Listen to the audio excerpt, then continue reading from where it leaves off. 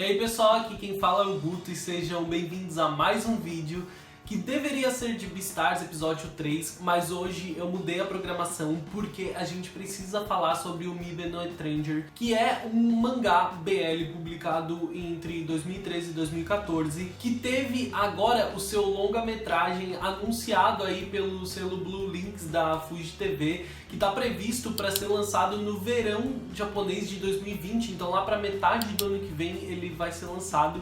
E é tipo mais uma das promessas do Blue Links para 2020, que a gente já tem aí Saezuru e Given, né, que também são longas metragens. O mangá foi publicado na revista One Blue e ele tem apenas um volume com 4 capítulos, e a continuação dele, Harukaze no Etranger, ele ainda tá em publicação, ele tem 3 volumes fechados já, e se eu não me engano o quarto tá em publicação, tá em andamento ainda. Ele não leva o mesmo nome, mas ele é uma sequência direta da história. Inclusive eu acho até que não é um grande problema se você acabar lendo só a sequência dele, porque ele até funciona bem sozinho. Algumas coisas da história podem te fazer falta, mas não seria um grande problema ler ele de forma separada. Uma amiga minha mesmo, uma conhecida minha, ele leu eles em ordem contrária, porque ela conheceu um antes do outro. A direção, roteiro e storyboarder do filme, ela tá de responsabilidade de Akio Ohashi. E a Ki Kana, que é a autora do mangá, ela vai participar de toda a produção como parte da staff. Ela tá responsável pelo chart design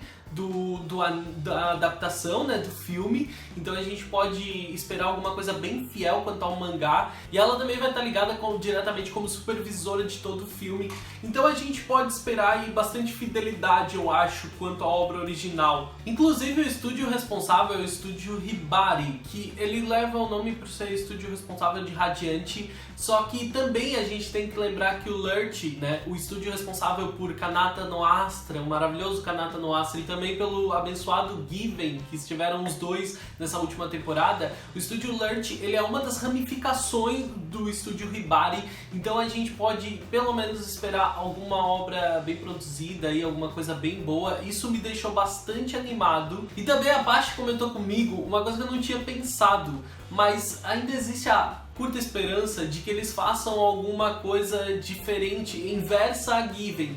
Given, a gente tem aí os 2 primeiros volumes e metade do terceiro adaptando o anime, né, com 11 episódios, e agora o filme previsto para 2020.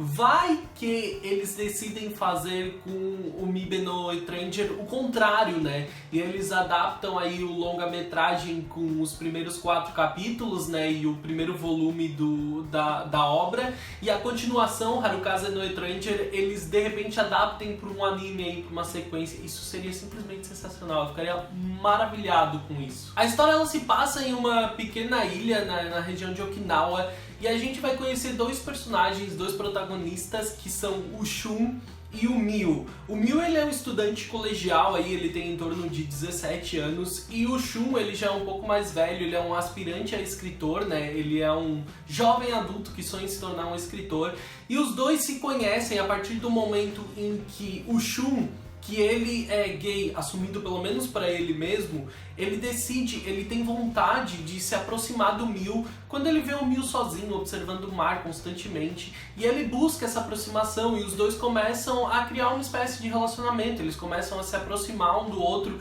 e o Shun acaba meio que se apaixonando pelo Mio. Só que chega um determinado momento em que o Mio precisa se afastar dele, porque ele precisa sair da ilha, né? Ele precisa ir estudar em outro lugar, mas ele sai com a promessa de que iria voltar a falar, iria ligar para o Shun.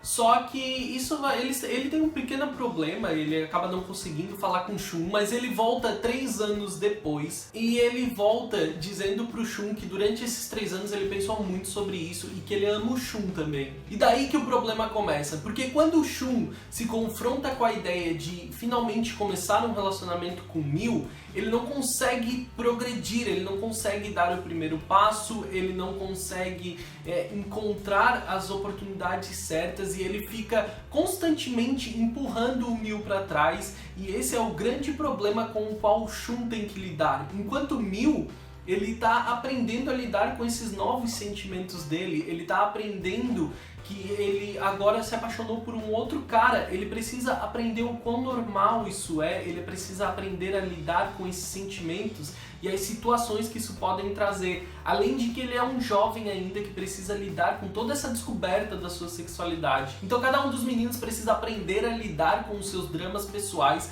sendo que cada um deles tem um background aí por trás que é bastante pesado, mas ajuda bastante a desenvolver a personalidade deles. Antes de mais nada, qualquer informação que eu posso passar daqui pra frente, ela pode ser algum spoiler pra você. Então se você ainda não leu o Me The No Stranger, é melhor você parar por aqui, ler e depois continuar vendo o vídeo pra você ver um pouco mais da minha análise e o que eu acho da obra. O Shun, ele é um personagem muito interessante, eu não acho ele tão cativante quanto o Miu, e eu já vou explicar um pouco melhor porquê, mas o background do Shun, ele é muito mais atraente, ele tá lidando com questões familiares com a qual ele aprendeu a conviver, e ele tem que lidar com o fato de que ele abandonou no dia da cerimônia de casamento dele a esposa e a família e acabou sendo deserdado, ele acabou saindo e cortando todos os laços, todos os vínculos com a família dele e passou a viver nessa ilha aqui, tentando se tornar um escritor. Inclusive ele já conseguiu isso e agora ele ainda tem que lidar constantemente com as obrigações do seu trabalho. O problema é que o Shun, ele não consegue facilmente receber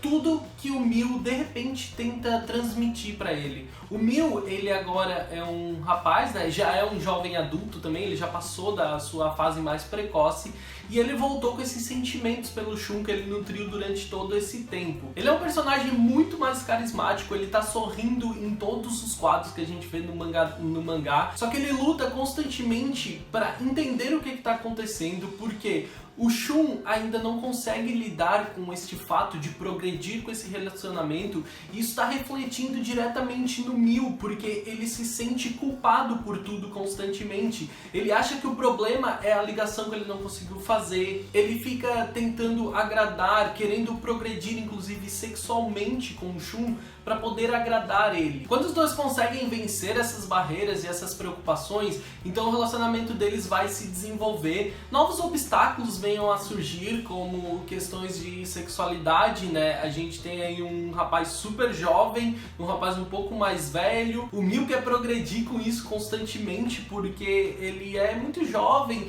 e ele acha que isso é uma das coisas que ele pode fazer para agradar o Shun. Só que o Shun ainda tá aprendendo a lidar com isso, até porque ele nunca esteve em uma situação onde esse amor que ele sentia por algum cara fosse retribuído diretamente dessa forma. E outro obstáculo muito grande que vai aparecer aí é a antiga noiva, né, a Sakurako, que é a antiga noiva do Shun.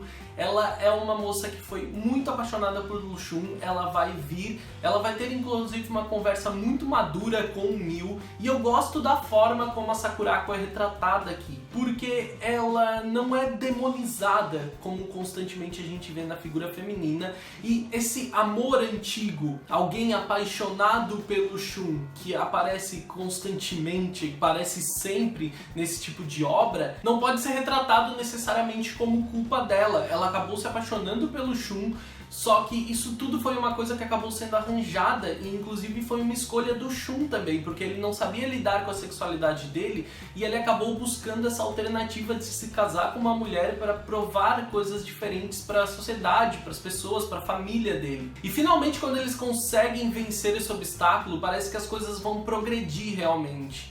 Inclusive, a gente finalmente tem aí a relação sexual dos dois e os dois passam a viver junto como um casal. E inclusive para continuação, né, Harukaze no Stranger, que é o mangá que continua essa história, eles vão acabar viajando para conhecer a família do Shun. E a sequência, né, esse novo mangá, então, é os dois já em Tóquio, conhecendo a família do Shun, aprendendo a lidar com essas situações, esses problemas, aprendendo a conviver então com a família dele.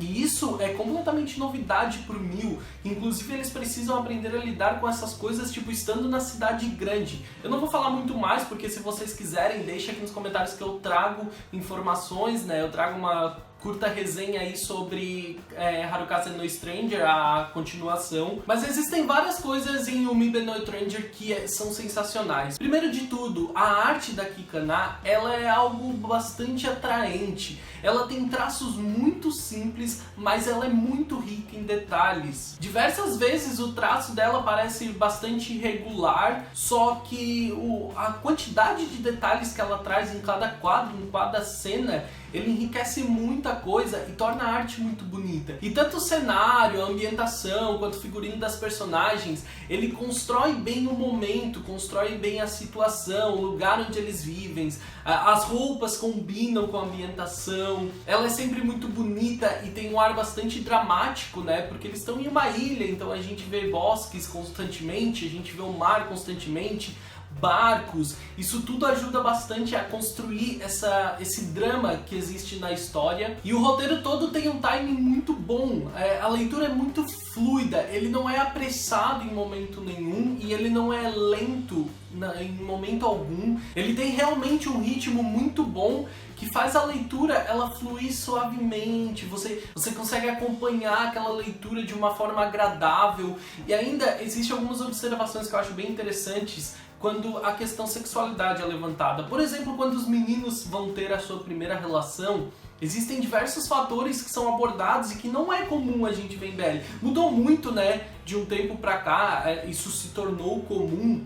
Só que eu continuo gostando de ver isso porque eu acho que dá um certo ar de representatividade. Se não bastasse a gente ter um rapaz gay assumido, lidar com as coisas de forma natural também é interessante. Camisinha é usado, lubrificante é pontuado, o rapaz toma um banho antes de tentar uma relação com eles. Ver isso tudo retratado de uma forma natural e saudável é muito bom, o que me anima bastante. Ele não é um BL inovador ou completamente fora dos padrões, pelo contrário, ele é cheio de clichês, mas eu acho que vale muito a pena consumir ele. Primeiro que a arte é maravilhosa, eu adoro aquele traço dela, aqueles traços irregulares que aparecem constantemente nos quadros. E a história, além de ser muito boa, como eu já falei, ela tem um ritmo sensacional e ela é curta. Esse é o único problema dela, é que ela é curta, mas vale a pena você ir para a continuação se você tiver a oportunidade, porque também é uma história muito boa e eles conseguiram seguir muito bem o fluxo e o ritmo da primeira obra. Aqui embaixo no comentário fixado eu vou deixar o link pro site oficial do anime e também pra matéria do Bly e Aoi, né, pra vocês terem todas as informações certinho sobre o lançamento. Eu vou tentar manter vocês avisados sobre tudo que eu puder, mas sigam o Bly nas redes sociais que eles avisam também de forma muito rápida. E o Umibe no Strange, ele é mais uma das minhas referências de qualquer BL pode ser adaptado agora hoje em dia. Porque depois de Saizuru, já achei que mais nada podia me chocar, mas eu juro que eu não esperava que o Umibe no Stranger fosse ser adaptado, porque é um mangá que eu li, tipo, lá pra 2016, sem muita pretensão, né? Eu li ele, tipo, consumindo aquele muito de coisa, mas ele foi algo que eu gostei muito. Ele tá na minha lista pra fazer essa resenha pra vocês há muito tempo, só que ele ia ficar pra trás. Ele provavelmente, talvez esse vídeo nunca saísse, porque eu ia acabar enfiando outros vídeos no lugar, só que ele tá na minha lista de BLs que eu quero resenhar no canal, e eu acabei trazendo ele antes por causa dessa maravilhosa surpresa. Se você já leu o Umibe no Stranger, deixa a sua opinião aqui embaixo e também já me diz aí qual é a sua expectativa, a sua empolgação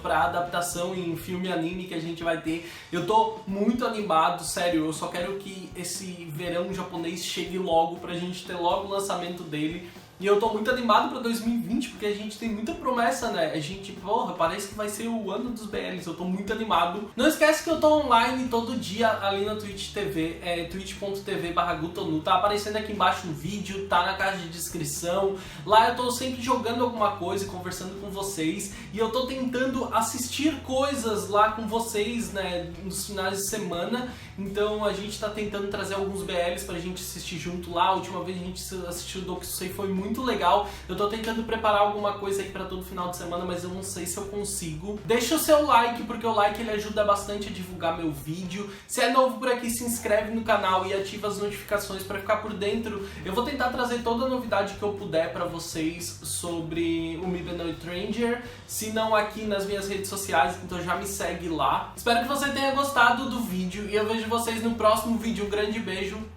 Tchau, tchau.